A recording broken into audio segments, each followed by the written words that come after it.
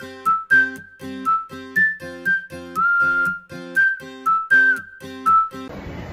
म चाहिँ घर जान आँटेको छु साथीहरू एन्ड यहाँ छ मेरो चिकन बर्गर अनि यहाँ छ मेरो लेमन टी अनि यहाँ छ मेरो बोर्डिङ पास। अब चाहिँ म खान्छु। म अब दसैँको लागि घर जाँदैछु साथीहरू। मेरो चाहिँ बिहानको फ्लाइट हो क्या, त्यही भएर मेरो अनुहार सबै सुन्ने गर्छु देखिरहेछ। But no worries.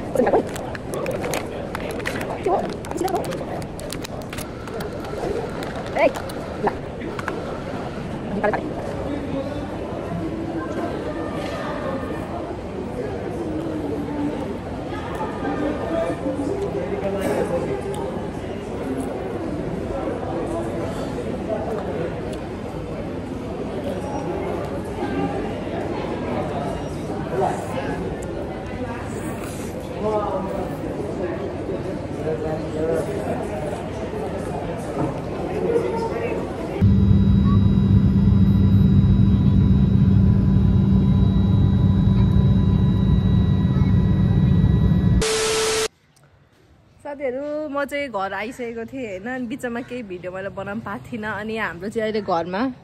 यसरी हामीले बनाएको छौँ क्या यो सिडी, अनि यो भर्खर योहरू जुन छ नि यो सबै आजै फिनिसिङ गरेको। अनि यति कुकुरहरू आएर हेर्नु, अब हामी यो लिएर गार्ड गरिरहेको छौँ म अनि मेरो भाइ चाहिँ यसरी हेरेर बसिरहेको छौँ। अब यति कुकुर यति यस्तो थेतर कुकुरहरू छ, फेरि मुखले कराउँदा त जाँदै टेर्दैन क्या। त्यही यहाँ आन्टीको यो लौरो लिएर हामी यसरी बसिरहेको छौँ। यो कुकुर अघि एउटा मात्रै थियो साथीहरू, अब अर्को एउटा हो उसको साथी आए। मैले त यिनीहरूलाई जा भन्दाखेरि मलाई त हेर्नु साथीहरू टेर्दैन यो कुकुरहरूले पनि। अब म लौरो बोक्नै भन्ने भयो, तर के गर्नु बसिरहेको छ हेर्नु, दुईजना यसरी बसिरहेको छन्। अब माया लाग्दो भएर पनि बस्दैछन्। ओइ जा मलाई ओइ बाल दिँदैन यहाँ साथीहरू मलाई।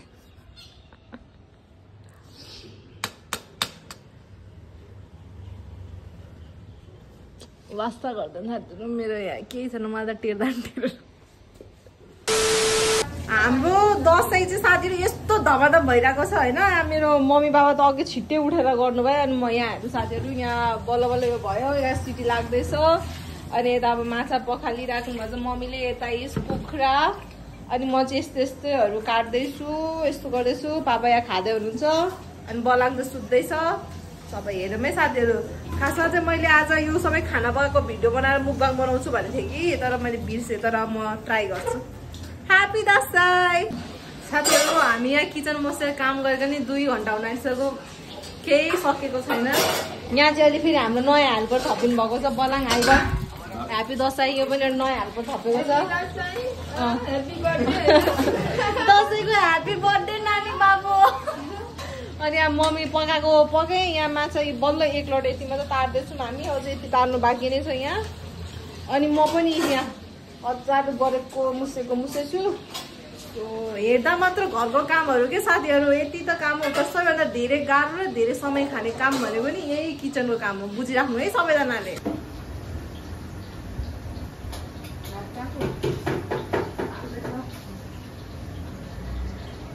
साथीहरू हाम्रो चाहिँ अहिलेसम्म पनि सक्छ छैन यो बनिएर।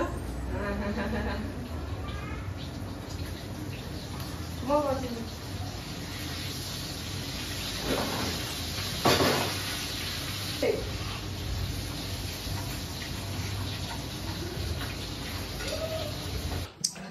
साथीहरू। अब चाहिँ बल्ल हाम्रो चाहिँ खाने पालो आयो होइन, मम्मी र मेरो चाहिँ। किनभने मम्मी र म भनेको चाहिँ अन्तिममा खान्छौँ क्या साथीहरू। हिरोले अन्तिममा खान्छ नि, हामी दुईटा मम्मी र म हिरोनीले चाहिँ अन्तिममा भात खानु आँटेको। त्यही भएर अब मम्मी र म यता ह्याप्पी दसैँ। मम्मी यता पकाउनु त, ह्याप्पी दसैँ मम्मी तपाईँ भन्नु न अब खाइहाल्नु थियो खानुपर्छ क्या चियर्स गरेर ओ ल साथीहरू अब चाहिँ हामी खाना बस्छु यो बटुकामा चाहिँ मलाई यस्तै जाँते कलेजो मात्र मनपर्छ नि त अनि त्यही मम्मी छुट्याइदिनु भएको अनि यिनीहरू बेस सब्जी मैले अचार खाइन छु अनि यहाँ चाहिँ छ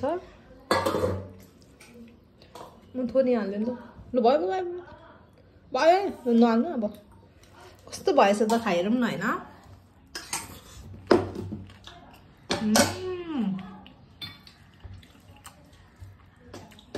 मिठो भएछ मम्मीले बनाएको मिठो तपाईँ कस्तो लागिरहेको छ मम्मी मिठो छ धेरै मिठो दसैँको मम्मी र मेरो त टुक्यो बुझ्छ साथीहरू भात पकाउनु अब यो खाएपछि फेरि धन्दा एकलोट गर्नुपर्छ अनि बल्ल हामी रेस्ट गर्छौँ बाई बाई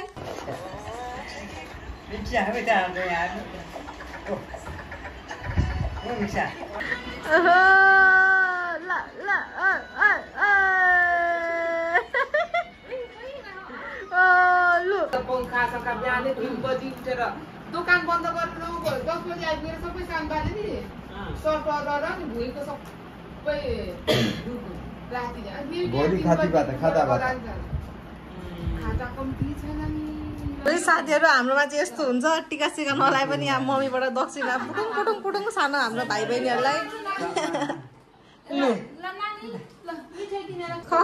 ल नामसँग ल छ्यामा बाई बाई भन त यहाँ भिडियोमा छ्यामा पनि भन न यो चाहिँ मेरो भाइ मेरो दिदी यहाँ सानो दिदी हुनुहुन्छ सानो दिदीको जेठा छोरा नाम सोहाङ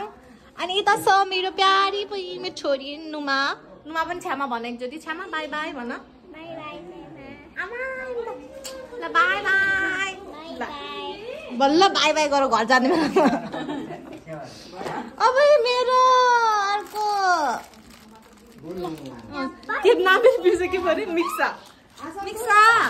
खै स्यालो गर्नु त अघि जस्तै स्यालो गर्नु क्यामेरामा स्यालो गर्नु अहिले कसरी गर्नुभयो मेरो काकाको छोरी कता सबजना के गर्दैछ उता खै ताता गर दादाहरूलाई गयो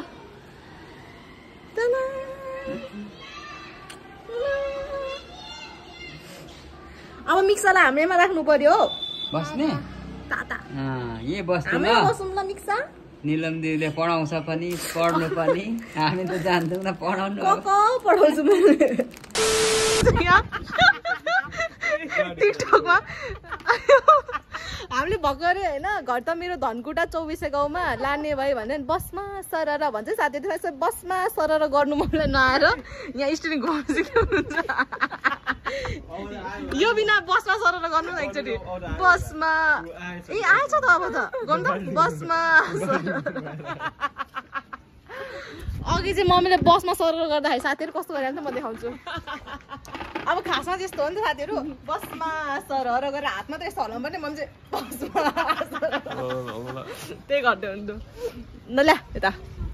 साथीहरू हाम्रो पापा चाहिँ यहाँ हर्को सामानभन्दा बढी व्यस्त भइसक्नु हामी यहाँ सबै एउटा फोटो खिचौँ न त यहाँ एउटा भनेर मम्मीले रोपेको फुलहरूमा भनेर सोचेको यहाँ बल्ल पापाले अब हामीलाई अपोइन्टमेन्ट दिनु भयो ल अब यहाँ साथीहरू म एक्लै के किन जाँदैछु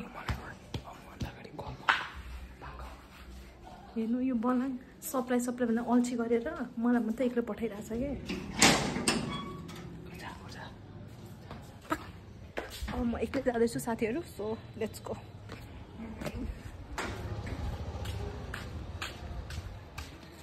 पैसा मैले चाहिँ यहाँ किनिसकेँ पापाको लागि vest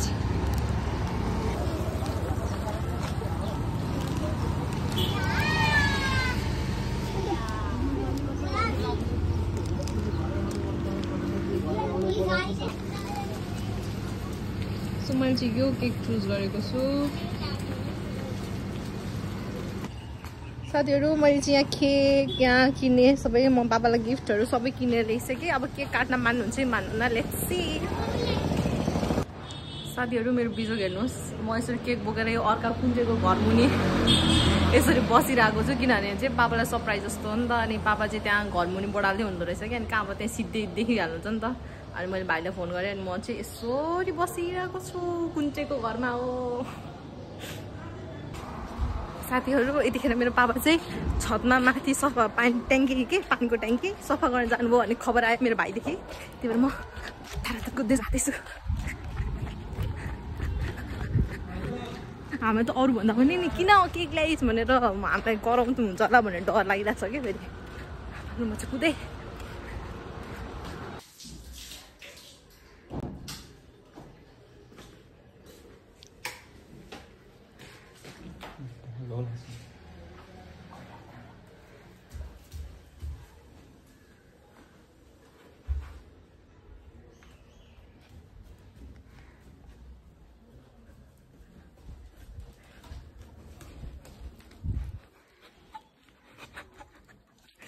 Mission successful.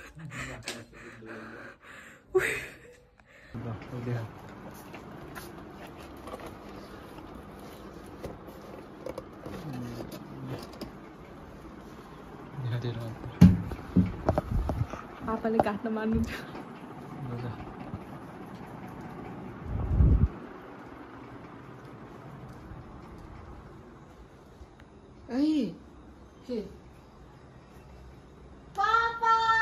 Happy birthday! कहाँ सिधै 12 बजेको छैन 16 बज्यो नि त आज 16 बज्यो त नि सिधै त कता सिध्यो 12 बजे छैन त हो र आउनु न पापाको बर्थडे यहाँ पापाको केक हेर्नु यहाँ ह्यापी बर्थडे पापाको cake happy birthday to you ल पापा आउनु काट्नु नि हामी खान्छौँ के म यस्तै गरे के गो युट्युबमा हाल्छु फेसबुकमा हाल्दैन नि तपाईँ फेसबुकमा देख्ने पनि मान्छेहरूले लु फेसबुकमा चस्मा यसरी हो ठिक छ नि चस्मा लगाइ मेरो के हुन्न चस्मा के भएन मम्मी आउनु पापालाई हामी ताली पड्काउँ मेरो काम पापा त्यो बनाउनु आगो बाल्दै त पापाको त्यो क्यारेन्डल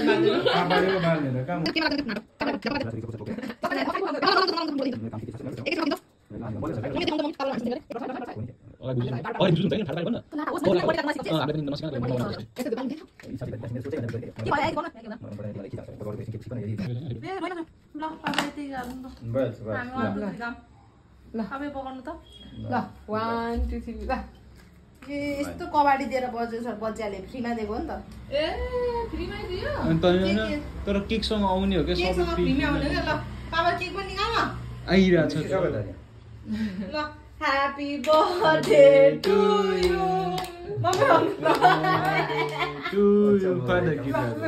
ह्यापी बर्थडे डियर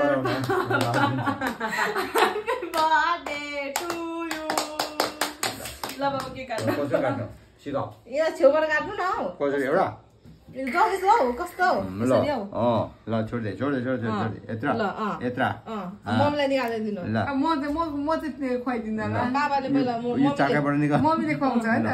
ल होइन मैले खानु हुँदैन यो गुडी अलिकति खानु नि के हुँदैन यो केमिकल मिसिका छोराछोरी के हुँदैन त्यो कहिलेकाहीँ खाएको केमिकल बाबा मम्मीलाई देखाइदिनु ल ल बाबाले मम्मीलाई खुवाइदिनु बाबाले मम्मीलाई खुवाइदिनु नै खान्छ आदि खाऊ बाबा मलाई पनि दिनु म बेसी मेरो पालो बाबाले त खानु मिल्दैन हामी खान्छौँ खासमा अब पापाको हाम्रो अन्न पनि देखा न अहिले के गरेर खिच्छ हौ पापाको बर्थडे हो साथीहरू तर अब हामी त्यसरी केक खान्छौँ किनभने पापाले चिनीवाला खानु हुँदैन अनि मैले चिनी बेगारको पनि बनाउनु खोजेको चिनी बेगारको हुँदैन रहेछ क्या तर बाबा सुगर पेसेन्ट चाहिँ होइन नि फेरि सुगर पेसेन्ट त होइन खानु छोडेको आइसकेको